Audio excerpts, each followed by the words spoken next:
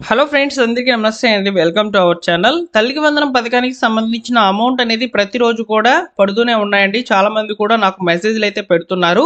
అయితే ఈ రోజు ఎక్కువ శాతం అమౌంట్ అనేది క్రెడిట్ అవ్వబోతున్నట్లు సమాచారం. ఎందుకంటే రీసెంట్ గా ప్రభుత్వము కరెంటు విద్యుత్ వినియోగం అనేది 300 యూనిట్లకు మించకుండా ఉండి కూడా వారి యొక్క పేర్లు అనేటివి అనర్హుల జాబితాలో కనుక వచ్చినట్లయితే వాటిని మేము ఆటోమేటిక్ గా అప్డేట్ చేసి డబ్బులను రిలీజ్ చేస్తున్నామని చెప్పడం జరిగింది.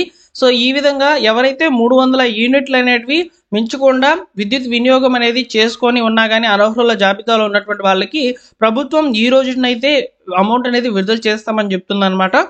ఈ కేటగిరీకి సంబంధించిన వాళ్ళు ఎవరైతే అమౌంట్ అనేది ఇంకా పొందలేదో వారందరికీ కూడా అమౌంట్ అనేది రావడం జరుగుతుంది. వీళ్ళు ఫిర్యాదు చేయాల్సిన అవసరం లేదు కూడా అని చెప్పడం జరిగిందనమాట. ఇలాంటి అప్డేట్స్ అన్ని కూడా ముందుగా టెలిగ్రామ్ ఛానల్లో పోస్ట్ చేస్తాను. టెలిగ్రామ్ ఛానల్లో జాయిన్ అవ్వండి, ఓకేనా? ఇక లేట్ చేయకుండా తల్లికి వందనం పథకానికి సంబంధించి ఉన్నటువంటి లేటెస్ట్ అప్డేట్స్ అన్నింటినీ కూడా ఈ వీడియోలో మనం క్లియర్గా అయితే మాట్లాడుకుందాం. వీడియోని ఎండ్ వరకు చూడండి. నేను వీడియోలో కొంత సమాచారాన్ని ఆల్రెడీ ముందుగానే చెప్పాను. తప్పకుండా లైక్ చేసే ప్రయత్నం అయితే చేయండి. ఇక లేట్ చేయకుండా టాపిక్లోకి కనుక వచ్చినట్లయితే తల్లికి వందనం పథకానికి సంబంధించి ఈ నెల 13వ తేదీ నుంచి అయితే ఎక్కువ శాతం అమౌంట్స్ అనేటివి క్రెడిట్ అవుతూ వచ్చాయన్నమాట. దాదాపు 15, 16, 17 ఈ తేదీల్లో మాత్రం అమౌంట్ అనేది అరకొరగా అయితే పడుతూ వచ్చిందనమాట. రిమైనింగ్ వాళ్ళకి నిన్నటి నుంచి అయితే ఎక్కువ శాతం అమౌంట్స్ అనేటివి క్రెడిట్ అవుతూ వస్తున్నాయన్నమాట. ఎందుకంటే రీసెంట్ గా అనర్హుల జాబితాను ప్రభుత్వం అయితే రిలీజ్ చేసింది కదా. తల్లికి వందనం పథకానికి ముందు రోజు అయితే ఆ అనర్హుల జాబితాలో ఎక్కువ శాతం మంది విద్యుత్ వినియోగము అదేవిధంగా వివిధ రకాల కారణాల చేత అనర్హుల జాబితాలోకి వెళ్లారు. ఇక్కడ ప్రభుత్వము 300 యూనిట్లకు కరెంటు వినియోగం అనేది తక్కువగా ఉపయోగించినా కూడా అనర్హుల జాబితాలో వచ్చినటువంటి వారి యొక్క పేర్లను ఆటోమేటిక్ గా అప్డేట్ చేసి వారికి నగదునైతే జమ చేస్తుందని చెప్పింది అనమాట. మీకు సంబంధించి ఈ విధంగా ఉన్నటువంటి వాళ్ళు అమౌంట్ అనేది పడవచ్చు అండి. ఈ రోజు మీకు ఖచ్చితంగా అమౌంట్ అనేది పడుతుంది. మీరు తప్పనిసరిగా మళ్ళీ కూడా మీకు అమౌంట్ పడితే వచ్చి మన ఛానల్లో కామెంట్ అనేది పెట్టాల్సిందిగా నేను రిక్వెస్ట్ చేస్తున్నాను. అయితే ఇక్కడ ముఖ్యంగా తల్లికి వందనం పథకానికి సంబంధించి ప్రస్తుతానికి ఉన్నటువంటి లేటెస్ట్ సమాచారం ఒకసారి మీరు గమనించినట్లయితే ప్రభుత్వము రేపటి రోజున లాస్ట్ డేట్కి అయితే తీసుకుందనమాట ఫిర్యాదులు చేసుకునేందుకు. మీరు ఫిర్యాదులు అనేవి చేసుకోవాలనుకుంటే వాట్సాప్ గవర్నెన్స్ ద్వారా మన మిత్ర వాట్సాప్ ద్వారా కూడా చేసుకోవచ్చు. అది ఎలా చేయాలనేది నేను ఆల్రెడీ వీడియో అయితే చేస్తున్నాను, మన ఛానల్లో అయితే ఉందండి. మీరు ఇంకా కూడా ఆ వీడియో చూడకపోతే తప్పనిసరిగా చూడండి. నేను సింపుల్గా అయితే ఒక అప్లికెంట్ యొక్క డీటెయిల్స్తో ఈ విధంగా అయితే సక్సెస్ఫుల్లీగా నేను గ్రీవెన్స్ అనేది రైజ్ చేశాను. మాకు ఒక నెంబర్ కూడా రావడం జరిగింది. ఈ నెంబర్ని మీరు దగ్గర అయితే పెట్టుకోవాలండి. ఈ నెంబరు స్టేటస్ ఏంటి అనేది మీరు ముందు రోజుల్లో అయితే సెర్చ్ చేసుకుంటూ ఉండొచ్చు అనమాట. వాట్సాప్ ద్వారా అయితే నేను ఫిర్యాదు అయితే సబ్మిట్ చేశాను. అది మీరు చూడాలనుకుంటే ఈ వీడియో డిస్క్రిప్షన్లో ఇస్తానండి. తప్పకుండా చూసి వెంటనే కూడా మీరు ఎక్కడికి వెళ్లకుండా మీ మొబైల్ ద్వారానే గ్రీవెన్స్ అనేది రైజ్ చేయొచ్చు. నెక్స్ట్ చూసుకున్నట్లయితే ఇక్కడ చూడండి, గ్రామ వార్డు సచివాలయాల్లో పనిచేస్తున్నటువంటి డిజిటల్ అసిస్టెంట్ మరియు ward education and data processing secretary వారి ఎన్బిఎం వెబ్ సైట్ లాగిన్ లో అర్జీలు స్వీకరించేందుకు అవకాశం అయితే ఉందని సమాచారం. ఇక్కడ చూడండి, దాదాపు 20 రకాల ఆప్షన్స్ అనేవి ఉన్నాయన్నమాట ఇక్కడ. వీటిలో ఏ కారణం చేత మీకు అమౌంట్ అనేది ఆగిపోయిందో ఆ కారణాన్ని సెలెక్ట్ చేసుకొని మీరు గ్రీవెన్స్ అనేది పెట్టుకోవచ్చు. అమౌంట్ అయితే క్రెడిట్ అయితే అవుతుందన్నమాట. అయితే 20వ తేదీ లోపల మీరు ఫిర్యాదులు అనేటివి చేసినటువంటి వాళ్ళకి సంబంధించి ఈ నెల 30వ తేదీన ఫైనల్ ఎలిజిబుల్ లిస్ట్ అనేది వస్తుంది. ఆ ఎలిజిబుల్ లిస్ట్ లో పేర్లు అనేవి రావచ్చు. 21వ తేదీ నుంచి 28వ తేదీ మధ్యలో ఫిర్యాదులకు సంబంధించి వెరిఫికేషన్ అనేది జరుగుతుందని చెప్తున్నారనమాట. మీరు తప్పనిసరిగా ఫిర్యాదులు అనేటివి రేపటి రోజున లోపల సబ్మిట్ అయితే చేయాల్సిందిగా నేను చెప్తున్నానండి. మీకు సింపుల్ గా మొబైల్ ద్వారా ఎలా చేసుకోవాలనేది కూడా చెప్పాను, మీరు చూడకపోతే చూడండి, ఓకేనా? ఇక్కడ వరకు ఫిర్యాదులకు సంబంధించి క్లియర్ లేటెస్ట్ సమాచారం. నెక్స్ట్ చూసుకున్నట్లయితే చాలా మంది కూడా అన్న మేము ఇంటర్ సెకండ్ ఇయర్ కంప్లీట్ చేసుకున్నాము, మాకు అమౌంట్ వస్తుందా అని అడుగుతున్నారు.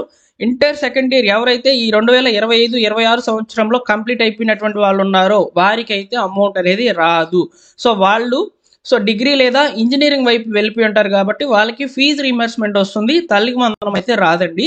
నెక్స్ట్ అదేవిధంగా 10th కంప్లీట్ అయిపోయింది, మేము పాలిటెక్నిక్ ఐటీ చేస్తున్నాము, మాకు అమౌంట్ వస్తుందా అని చెప్పి అడుగుతున్నారు. పాలిటెక్నిక్ ఐటీ చేసేటువంటి వాళ్ళకి డిప్లొమా చేసేటువంటి వాళ్ళకి కూడా తల్లికి వందనం పథకానికి సంబంధించిన డబ్బులు అనేటివి గవర్నమెంట్ అయితే ఇవ్వదండి. కేవలం వారికి సంబంధించి ఫీజు రిమర్స్మెంట్ డబ్బులు అనేటివి వస్తాయి. ఎవరైతే 10th కంప్లీట్ అయిపోయి ఇంటర్ ఫస్ట్ ఇయర్ జాయిన్ అవుతున్నారో వారికి సంబంధించి మాత్రం తల్లికి వందనం సంబంధించినటువంటి డబ్బులు అనేటివి వస్తాయి. అది జూలై 5వ తేదీన వస్తుందన్నమాట. వాళ్ళకి మళ్ళీ విడతలో అంటే రెండోసారి అయితే తల్లికి వందనం పథకానికి సంబంధించిన నిధులు అనేవి విడుదల కావడం జరుగుతుంది. వీరితో పాటు ఎవరైతే ఈ 2025-26 విద్యా సంవత్సరంలో 1వ తరగతి జాయిన్ అయినటువంటి విద్యార్థులు ఉంటారో సో వారికి సంబంధించి కూడా జూలై 5వ తేదీ నుంచి అయితే అమౌంట్స్ అనేవి క్రెడిట్ కావడం జరుగుతుంది. సో ఈ విధంగా సో విద్యార్థులకు సంబంధించి ఉన్నటువంటి డౌట్స్ అయితే ఈ విధంగా ఉన్నాయన్నమాట. సో చాలా మంది కూడా ప్రతిరోజు ఒక కామెంట్ అనేది వస్తుంది నాకు. సో నేను పదే చెప్తూనే ఉన్నాను అనమాట. సో ప్రతి వీడియోలో కూడా చెప్తాను. సో దాన్ని మీరు సరిగ్గా చూడక కామెంట్ అనేది చేస్తున్నారనమాట. సో ఈ విధంగా అయితే సో విద్యార్థులకు సంబంధించి ఉన్నటువంటి లేటెస్ట్ సమాచారం. సో ఈ విధంగా మీరు ఖచ్చితంగా తప్పనిసరిగా ఫిర్యాదులు చేసుకుంటేనే మీకు అమౌంట్ అనేది రావడం జరుగుతుంది. సో ఇక్కడ వరకు క్లియర్. ఇక 3వ టాపిక్ వచ్చేసి చాలా మందికి కూడా సో ఎలిజిబుల్ లిస్ట్లో వచ్చున్నారు, కాకపోతే వారి యొక్క పేమెంట్ అనేది అండర్ ప్రాసెసింగ్లో ఉంది అని చెప్పని కొన్ని కామెంట్స్ అనేటివి వస్తున్నాయి అనమాట. ఇక్కడ అండర్ ప్రాసెసింగ్లో ఉండేటువంటి వాళ్ళకి సంబంధించి మళ్ళీ విడతలోనే డబ్బులు అనేటివి విడుదల కావడం జరుగుతుందని సమాచారం అయితే ఉంది అండి. సో జూలై 5వ తేదీన వాళ్ళకి డబ్బులు అనేటివి రావచ్చు అనమాట.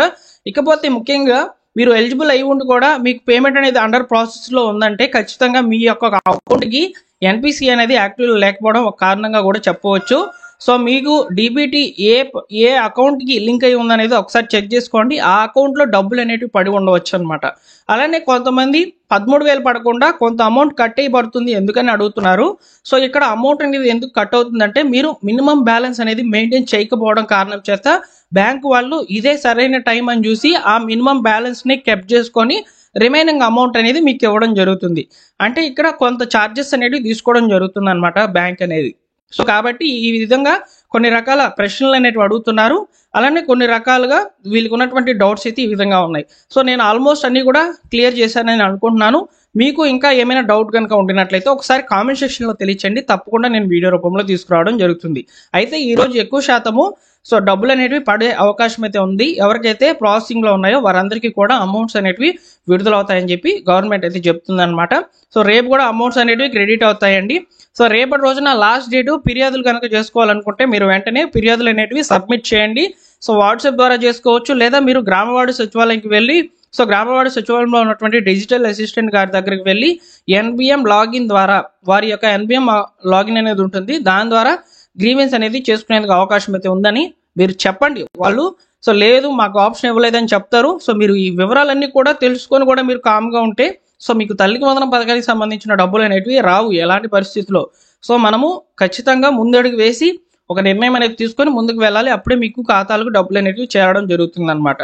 అలానే ఇక్కడ ముఖ్యంగా కొంతమందికి సంబంధించి సో ఈ యొక్క రాంగ్ కాల్స్ వస్తున్నాయండి. సో ఓటీపీ చెప్పండి, సో మేము తల్లికి వందనం సంబంధించిన స్టేటస్ చెక్ చేస్తాం మీకు వస్తుందా రాదా అని చెప్పని అడుగుతున్నారు అనమాట. సో అలాంటి వాళ్ళు ఎలాంటి పరిస్థితుల్లో ఓటీపీలు చెప్పడం కానివ్వండి, సో మీ యొక్క క్రెడెన్షియల్స్ మీ యొక్క రేషన్ కార్డు ఆధార్ కార్డు ఇవన్నీ కూడా ఇవ్వడం అయితే చేయవద్దు ఎవరికి కూడా. సో గవర్నమెంట్ నుంచి ఎలాంటి మెసేజ్లు కూడా రావడం లేదు. సో మీరు ఈ యొక్క విషయాన్ని గుర్తుపెట్టుకోవాలన్నమాట. సో తప్పనిసరిగా సో మన ఛానల్ సబ్స్క్రైబ్ చేసుకుంటే మీకు నచ్చే కంటెంట్ అదేవిధంగా అర్థమయ్యే విధంగా వీడియోస్ అనేవి చేస్తాము. తప్పకుండా మన ఛానల్ని సబ్స్క్రైబ్ చేసుకోండి. ఓకేనా? Thank you for watching.